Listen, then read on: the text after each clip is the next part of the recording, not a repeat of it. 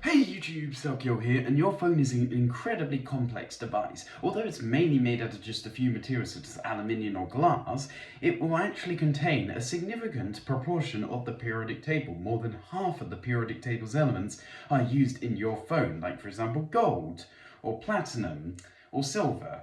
But anyway, all of these rare metals are used, and they of course cost a lot of money. They contribute to the cost of the phone, among other things of course that contribute to the cost of smartphones.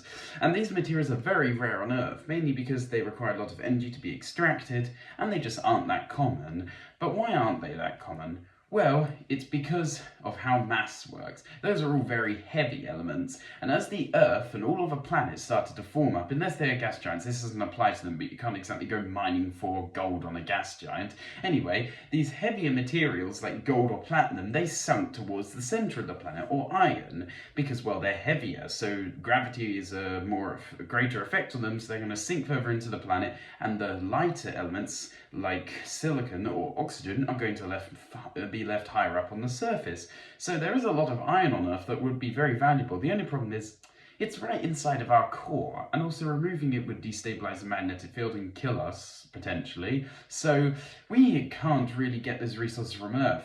But what about outer space? Well, of course, there are asteroids, and some asteroids are crazy valuable, like ridiculously valuable. One of them is called 433 Eros.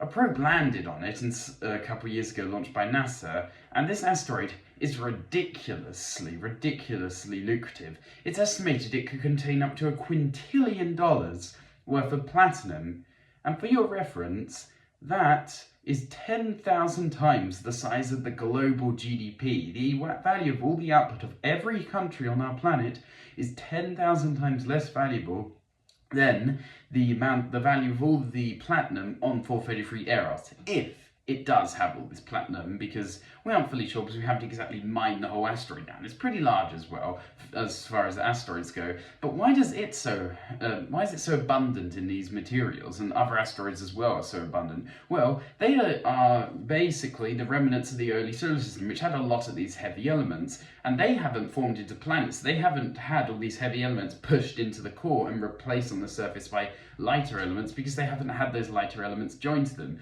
And so you could technically call them the most valuable objects in the solar system, because although these materials are going to exist at the center of all the other planets, the cost of getting to them in the center of planets like, say, Mercury or Venus is so much higher than an asteroid, then it basically rules them out. So technically, asteroids are the most valuable objects in the solar system, according to our idea of value, though.